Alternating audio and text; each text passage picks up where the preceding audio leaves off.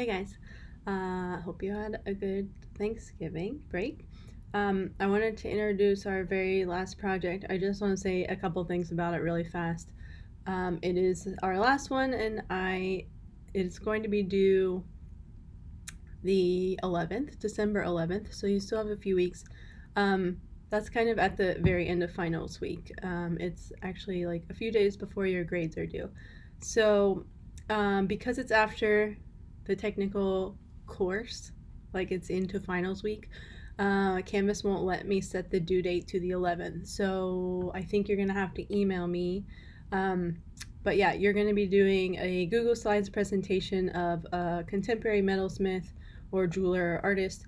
And I'm going to walk through the handout really fast, but you're going to create a shared link to your Google slide presentations, and you'll probably have to email it to me. So just a heads up, that's how that's going to work. And yep, I'm going to say a couple things about choosing your artist just to make sure you're on the right track. And I think that's it. So good luck. I hope you have a good time. Okay, so this is our final project handout. Um, I really just want to talk about like what type of artists we're picking.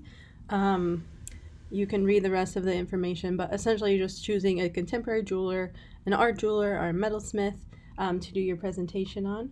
And the type of work they make can cover like a whole wide range of different types of things. So you can choose someone who makes like kind of classic jewelry or fine jewelry like gold, diamonds, other materials. You can choose someone who makes art jewelry, which is a little more non-traditional, I guess I would say, maybe a little more sculptural. I'll show you some examples in a second.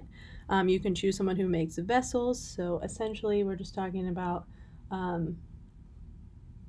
things that hold space, more three-dimensional sculptural objects. Also, functional things like silverware or other usable items out of metal that's not jewelry. So yeah, a whole wide range of things. We are trying to choose someone whose main material is metal, but you can also choose someone who incorporates other materials as well, like wood or ceramics or something like that. So main material metal, but their application of that can be pretty varied. So these are all the things you need to include in your presentation. I'm not really going to read it. I think it makes sense. Email me if you have questions. But here's some ways to find your artist, because here's some good examples of who we're choosing. So we want to choose a kind of established artist here. We're not choosing someone who just does this as their side hobby. We want to choose someone who has kind of been recognized in the field as being innovative or creating unique and interesting work. So that could be or should be someone who's recognized by galleries or recognized by institutions or by organizations like fine craft ones. So these are kind of some examples of different types of people, artists who are recognized in their field as like doing well. So it can be, this is like a brooch, which aren't really things that are worn frequently anymore.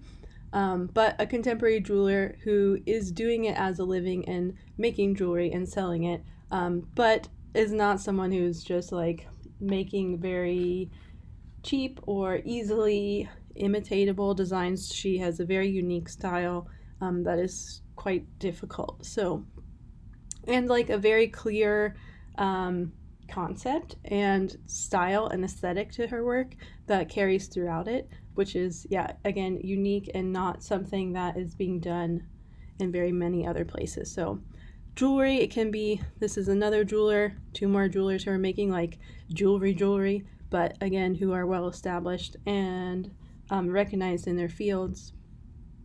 It's not something that's mass produced. These are all handmade, one-of-a-kind type of pieces, not reproduced in a factory. And then we can get a little more sculptural with the jewelry, like exploring what jewelry means. It's not necessarily just a ring or a bracelet, but it can adorn like other parts of the body. So jewelers who kind of explore that. this is more an example of art jewelry. So it's more sculptural than like your traditional jewelry. This is a small scale sculpture. Those are made out of like little pennies. So she makes functional items out of pennies. Tools. These are even more sculptural. So the metalsmith combines all these kind of platters. This is kind of an example. It's not really a great example of a vessel, but it's formed out of sheet of metal, which is what we started with for our riveting projects or our piercing projects. So that's pretty cool. It doesn't have to be like silver or gold. You can choose a blacksmith, so someone who's making sculpture, or kind of, here's more of an example of like someone pushing conceptual ideas in furniture, but yeah, being kind of playing with the idea of like sitting down or what is inviting and what is not inviting in furniture. So those are all good examples of someone you could do your presentation on. So our bad examples are down here. Essentially just anything that's like mass produced that you could buy online, that there are like multiples of.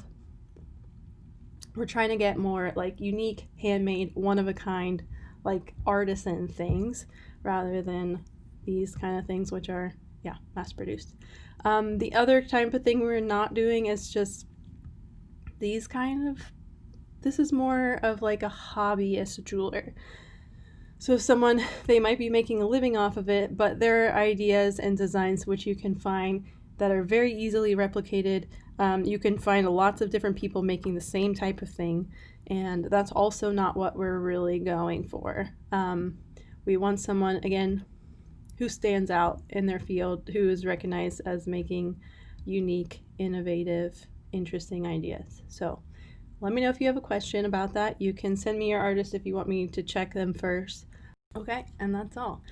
Yeah, I just wanted to kind of say goodbye, close it out. It was a weird end of the semester with you guys leaving and me not seeing you for the end. So I just want to give my little closing speech, which is that I hope you guys learned something and had a good semester.